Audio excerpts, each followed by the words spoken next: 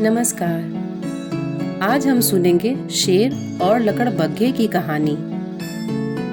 शेरा नाम का एक शेर बहुत परेशान था।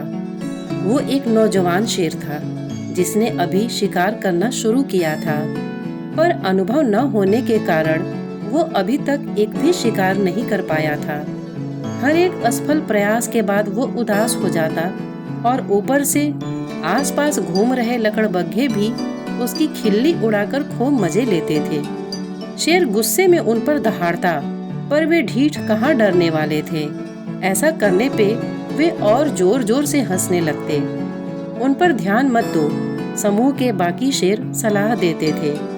कैसे ध्यान न दूं? हर बार जब मैं किसी जानवर का शिकार करने जाता हूँ तो इन लकड़बग्घों की आवाज दिमाग में घूमती रहती है, शेरा बोला। शेरा का दिल छोटा होता जा रहा था।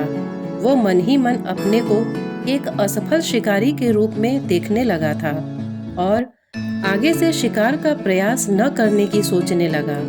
ये बात शेरा की माँ, जो दल के सबसे सफल शिकारियों में से थी, को अच्छी तरह से समझ में आ रही थी। एक रात माँ ने शेरा को बुलाया और बोली, तुम परेशान मत हो, हम सभी इस दौर से गुजरे हैं।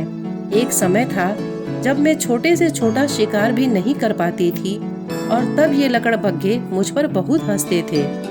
तब मैंने ये सीखा, अगर तुम हार मान लेते हो और शिकार करना छोड़ देते हो तो जीत लकड़बग्घों की होती है, लेकिन अगर तुम प्रयास करते रहते हो और खुद में सुधार लाते हो, सीखते रहते हो, तो एक दिन तुम महान शिकारी बन जाओगे और फिर ये लकड़बग्घे तुम पर कभी नहीं हंस पाएंगे।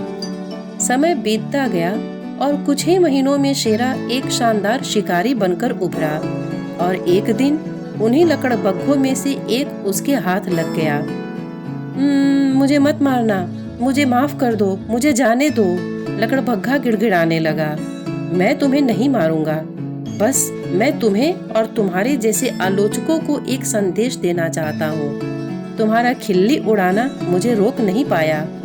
उसने बस मुझे और उत्तेजित किया कि मैं एक अच्छा शिकारी बनूं।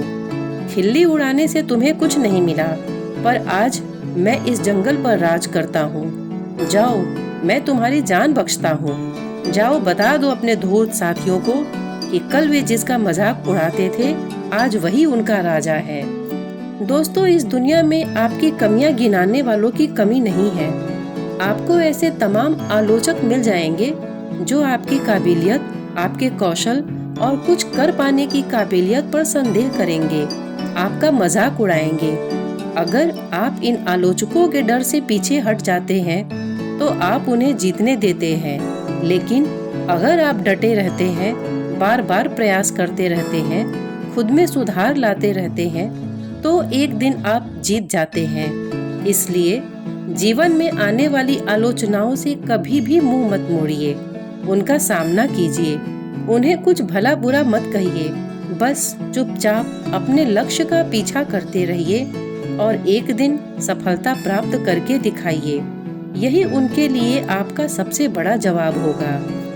इतने धैर्य से इस कहानी को सुनने के लिए आपने अपना बहुमूल्य समय दिया, इसके लिए आपका बहुत बहुत धन्यवाद। नमस्कार।